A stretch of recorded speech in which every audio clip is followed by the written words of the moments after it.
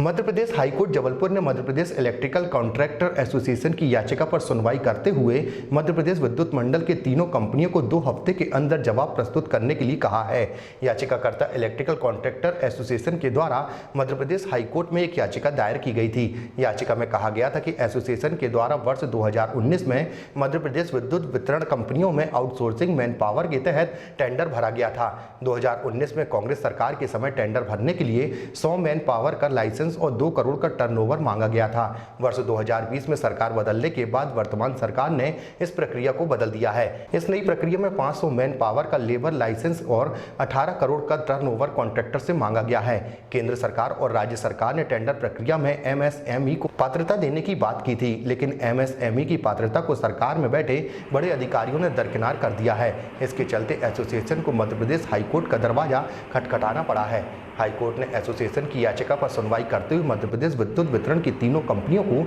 17 जून तक जवाब प्रस्तुत करने के लिए कहा है। इलेक्ट्रिकल कॉन्ट्रैक्टर एसोसिएशन जबलपुर, हम लगभग 400 ठेकेदार पूरे मध्य प्रदेश में मेन पावर सप्लाई का काम करते हैं। पिछले सरकार ने एक टेंडर लगाया था जिसमें उन्होंने अपनी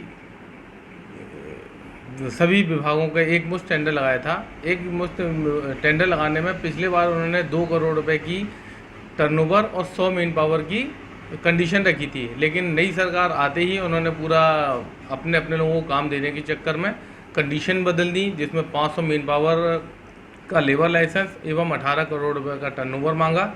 और जो महत्वपूर्ण विषय था कि एमएसएमई को सेंट्रल गवर्नमेंट और स्टेट गवर्नमेंट ने पात्रता देने की बात कही थी, वो इस निविदा में नहीं ली गई।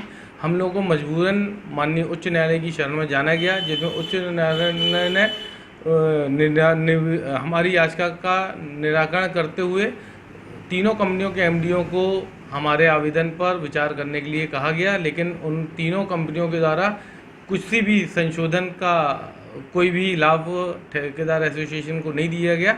हम लोग पुनः याचिका हम लोगों ने लगाई, जिस पर माननीय उच्च न्यायालय द्वारा हम लोगों को अभी फिर से बात सुनी गई है और 17 तारीख को तीनों कंपनियों को जवाब देने के लिए कहा गया है।